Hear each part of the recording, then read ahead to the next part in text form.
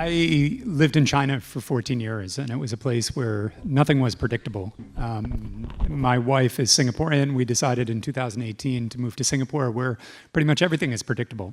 So as the father of two kids, it's very comfortable to send kids to school. The transportation is safe. The environment is safe. Probably only safer here in Japan, where they send 4-year-olds to the grocery store to buy groceries. But the one variable that does keep me up at night is the future of effectively our planet, without getting too grandiose about it. And so this panel really has special meaning to me, is thinking about what the future of my kids, and probably many of you who are parents out here, are leaving behind for the next generation, or what they're going to have to deal with. So really happy to be here today to speak with Hui and Saori about this. Saori, maybe let me start with you on this. You know, from a regulator's perspective, when you look at the data around the green future, the technology around it, what specific technologies and data are you looking at, or are you concerned about? Okay, first of all, thank you so much for having me here. I am coming from the sustainable finance sort of background, and I don't have a special sort of expertise in technologies and fintech, but I will be happy to be here, sort of be part of the intersection between greenness or sustainability and fintech, which is, you know, gaining much more attention recently.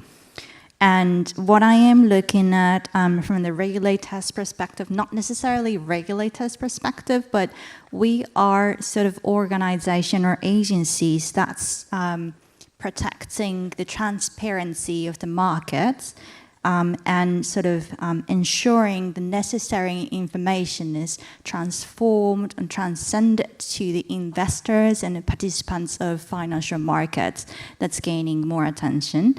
And from that perspective, depending on the layer of the business that's we're dealing with, and depending on the businesses or projects that's environmental friendly, I think the core part, there are 3 different categories. First is the sort of the real data capturing technologies, for example, the satellite, and also I think there is a machine that's capturing the sound waves so that the machine can sort of identify which kind of animals and insects are sort of habiting in that specific fields, and for example. And ICT that's attached to the machineries, capturing all the renewable energy generation.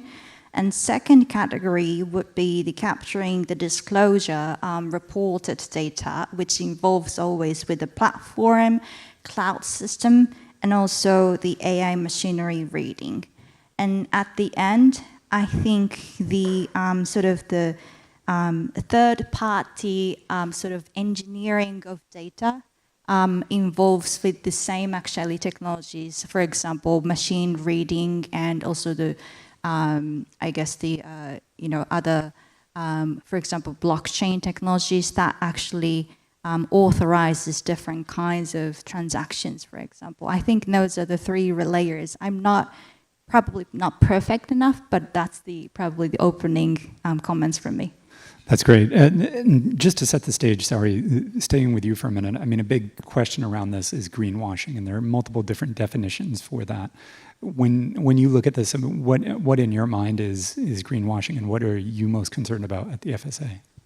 Okay, so there is not a perfect standardized definition of greenwashing, but greenwashing typically addresses the false information or misleading disclosures that sort of deceive, the investors or financial sort of industry participants, markets participants in this sense. So if one company discloses this information, which is attached to this green project, but if the green project is not making enough sort of outcome, that would be different from what the company is disclosing. That sort of gap is something that we are a little concerned when it comes to the transparency of the market.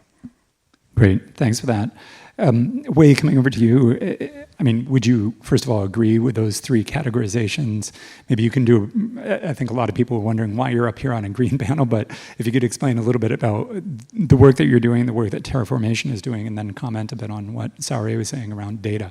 Yes, so a lot of what you will hear today is that that fear of not knowing everything, and I will be the first to say that I don't know everything that there is, but yet I'm curious enough and brave enough to actually take it on. And as Zenon alluded to, why the heck am I up here talking about green or speaking for the trees? When in fact, I've spent an entire career actually in building fintech businesses, and that's where I hail from. But after decades of doing that, I've decided now to devote on something. And in fact, this is the one thing that my kids are actually, like, it's actually the only thing that I've ever done. Building PayPal, building a firm, working at Flexport, none of that mattered except in climate. And so with that, in terms of like, when I think about whether it's greenwashing or the data and the likes, I very much agree with a lot of what Saori mentioned, but I think in terms of Terraformation, we're in the business of creating net new forests. So in terms of data, the other things other than the measurable, like the number of trees and trying to make sure that we understand its effectiveness, it's also the co-benefit that comes with forestry that I find very interesting, and we're seeing good signs of progress in terms of measuring it. And then, of course, the social impact that comes of it. Now, that is the kind of stuff where technology is not quite there yet. In fact, a lot of it is still us using pen and paper and sort of counting. But to sum it all up, where technology can really do a great job, if you think about forestry, is that there are advances, whether it's IoT, the satellites that Saori mentioned, the meter itself, and even the phones we have. That lovely phones can capture quite a lot of information. And once we have a lot of information, the way I really think about it is hoarding data is only, I would say, a third of the equation, if anything, is projects like Greenprint, right, where it aspires to really pull as many people together, standardize and orchestrate so that we can better ingest that data with the hopes of actually getting it to the point where we can actually make sense of it. Advanced analytics, there are companies out there now that is starting to, for instance, take a look at financial data and using that as a way of helping us to understand the footprints and so forth. So those are some of, I would say, like things that I certainly hope that we will see continuing to evolve, but even in something as, you know, I would say low tech as forestry.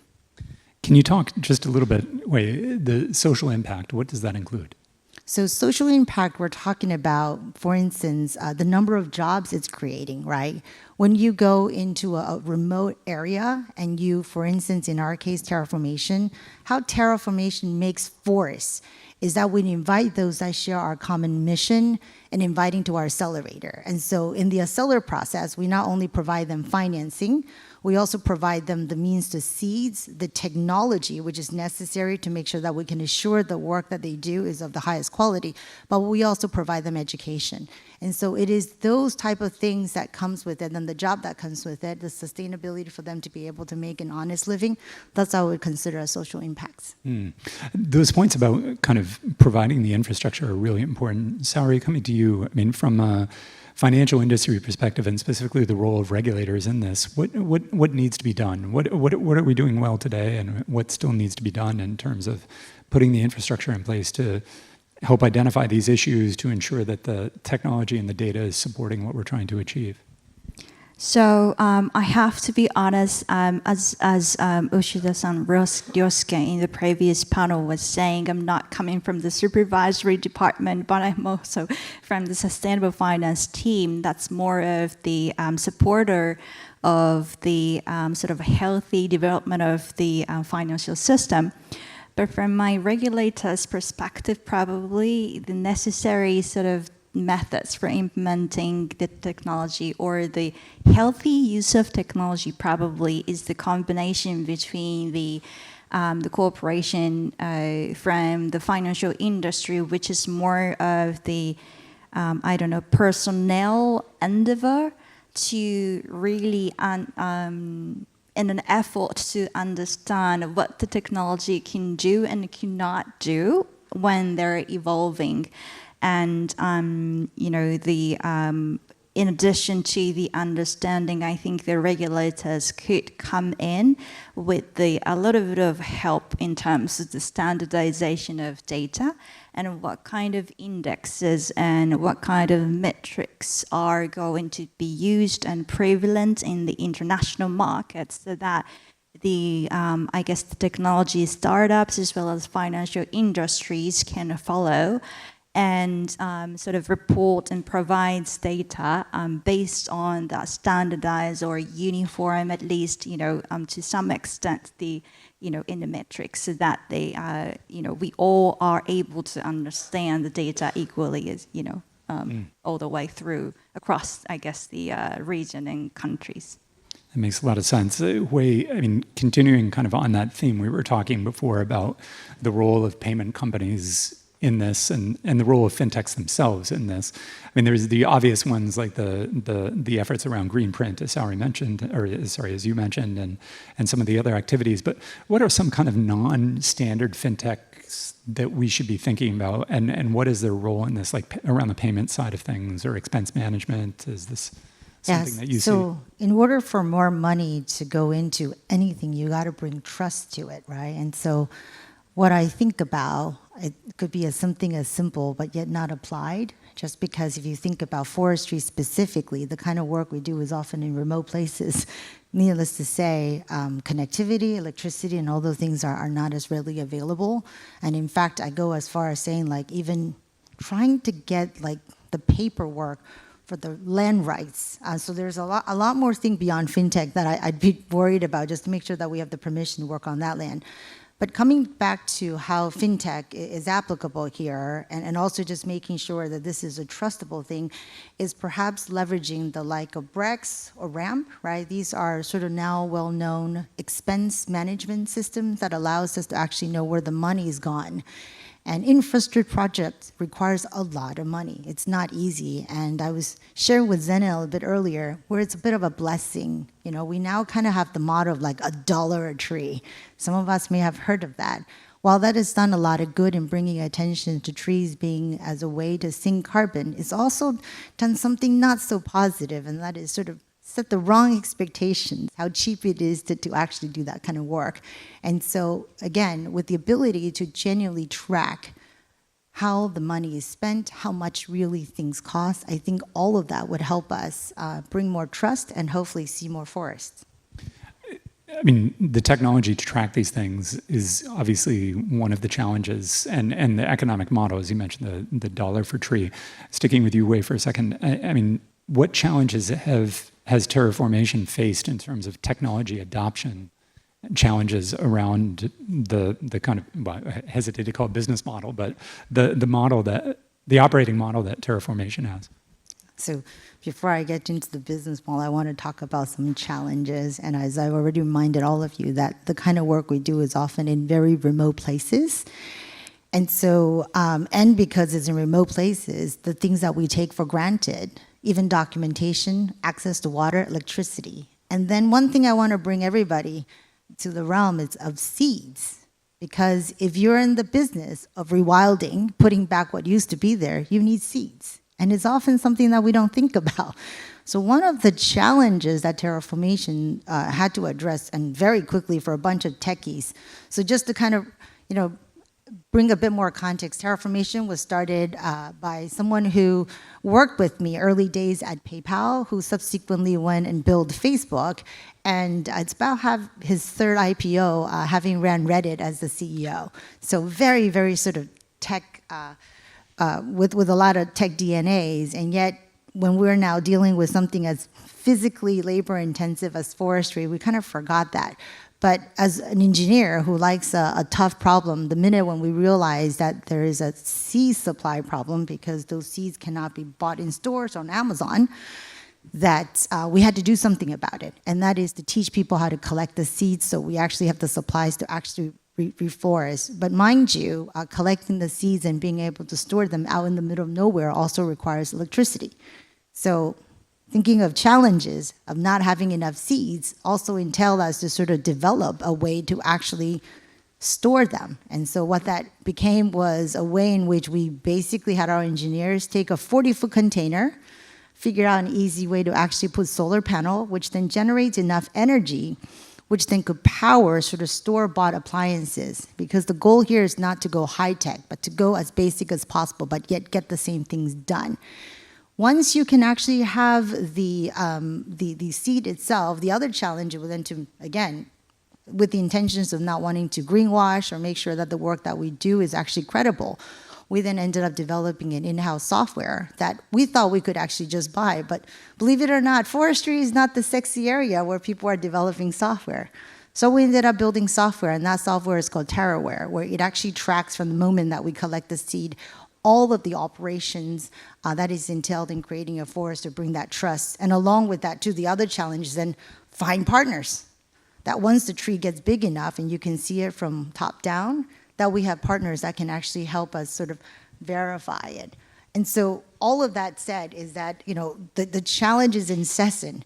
And again, convincing someone who's used to not jotting anything down, or you're basically fighting with pen and paper, is also another challenge, because most folks that works in the wild are not, prone to want to like even use a phone, for example, especially if the connectivity is not great. However, there's a little sort of slither of hope at the end of this, and that is in order for folks to actually become carbon entrepreneurs, that more and more, as things mature and whatnot, there is a process in which you have to get these projects listed. And that listing process entails over 100 pages of documentation. And so one of the ways in which we've been able to get them to adopt a bit more of the technology is that taking all that data, enabling the seeds that creates the data in the forest, we now are we're working on being able to convert all that data into reports in a much easier way. So those are just some of the things that I said, challenges, and sort of like some difficult things we didn't quite know that we learned, and then some wins along the way. And still, there's a lot more to do, but the good news is that some of the work that we're doing is getting some notice, and so some of the folks that are doing similar to work like us, have actually reached out to us to ask us, for example, for a seed bank. Now, while that's not ever intended to be a business model, just like all startup, along the way, we've kind of picked up a few more things. And even that software itself, as I mentioned, there's not that many out there. So slowly, bit by bit, we're seeing business models kind of coming together. Like a lot of the startups that I've been a part of, you go in with the right intentions of doing the right things, and the new business model come along.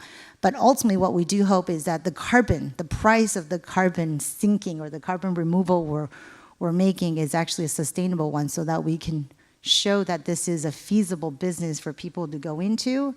And just like YC producing hundreds of, I would say, 20-some-year-old CEOs, we certainly hope that with this coming together and a clear way for them to make a good living, that we see a ton more future forest creators.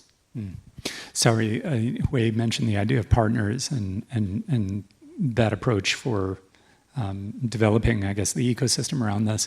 What in your mind, which ecosystem players are kind of pivotal for the widespread adoption in this, and what role does it play both domestically, maybe you can speak specifically to the Japanese context, and then cross-border with these ecosystems that are being developed? Before specifically talking about the ecosystem, I really would like to, show the huge interest in the field of, I guess, forestry, and how data could be captured from the very local, remote area where no farmers would be, first of all, interested in sustainability. And I think the following session today on GHG emission capturing from SME has a little bit of different context from this as well, because we are involving, the case of Terraformation, is the local farmers who are also different from, and where the manufacturers in Asian countries are coming from. The local suppliers can sort of talk with their business partners in the ecosystem and try to implement any sort of software to begin with, and to deal with the actual data from the manufacturing system or the forest itself. But in order to convince people to really participate in the projects is the key for the success in this kind of data acquisition, which is really important at the end of the day, investors in financial industry in recent era, in even Asian countries. So I think the network, I mean, the experience between the SMEs, manufacturers with their local as well as global partners could be relevant to what could happen in the farmer field or the first-hand sort of local communities. But the technology itself probably is not a perfect solution. I mean, the Terraformation has started from the software implementation, but it's quite important to really have the same specific ambition or the spirit for the sustainability to be able to nail these kind of technological implementation that's potentially customized to each different kinds of business cases into practice.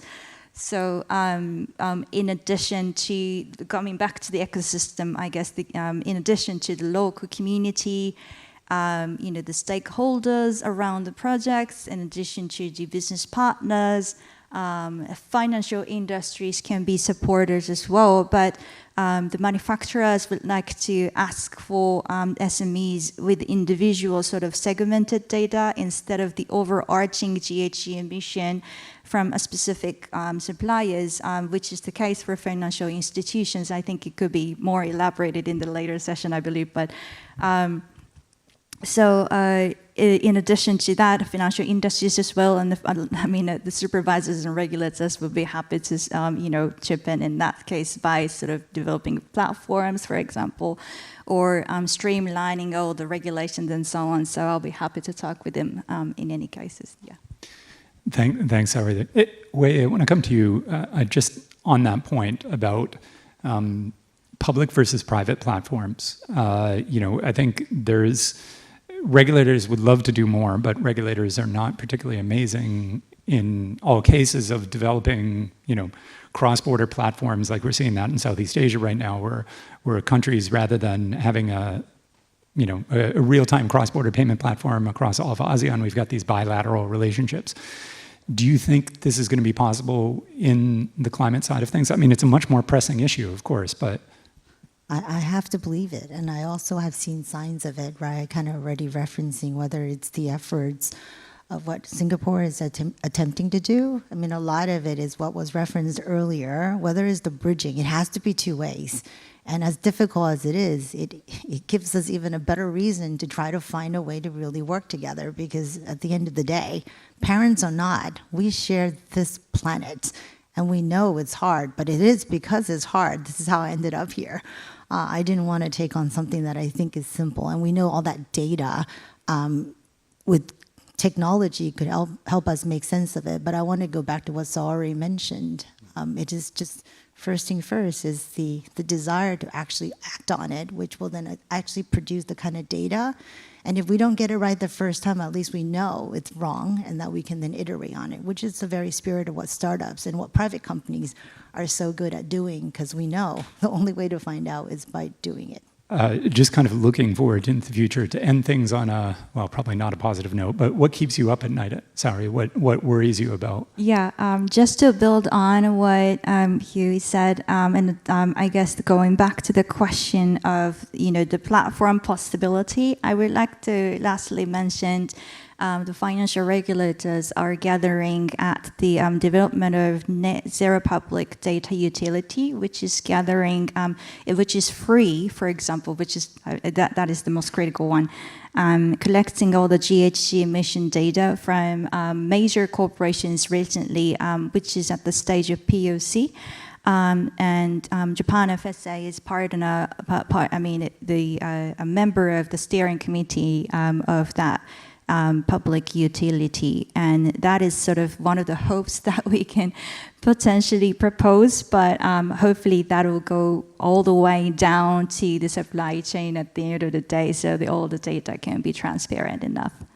And then your what keeps you up at night? Yes. I think what keeps me up most is all the different meetings that involves the development of the platform and regulation. Because I mean, from Japan, as well as I guess in the case of Singapore, we have to, when it comes to international conferences, I have to be up all night to, adjust to the time differences between US and the UK and so on.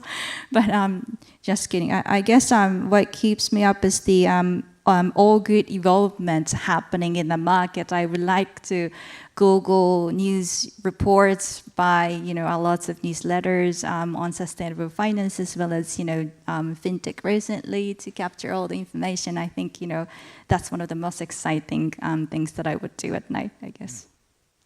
Wait, finish this off. Well, if it's not obvious with my accent that I hail from a place called America, and that we have a very exciting election coming up this year, where it's likely to head in back to what was 4 years ago. And so my fear of that and what keeps me up at night is that we have a glimpse of it, and that is it could then set us backward again with the fake news and all that rhetoric, and also just the lack of cooperation or just partnership that is actually much needed to address this. And of course, being a mom, I think Zenon alluded to it, why I even got into this in the first place is I didn't want to go to bed at night worrying about just what the future holds, but I'd rather do something about it. And so rather than not sleeping, I like to think because of the work that I do, I sleep a little bit better. That's a good way of putting it. This session was the first of kind of this mini net zero session that we had this afternoon. And so please do stay around. We're going to be talking about generative AI as a game changer, addressing the ESG paradox, and then transitioning the supply chain, specifically talking to the SMEs that we referred to before. So really good afternoon of content around this subject. But before that, please join me in thanking my two panelists. This was a great conversation that went entirely too quickly, but thank you.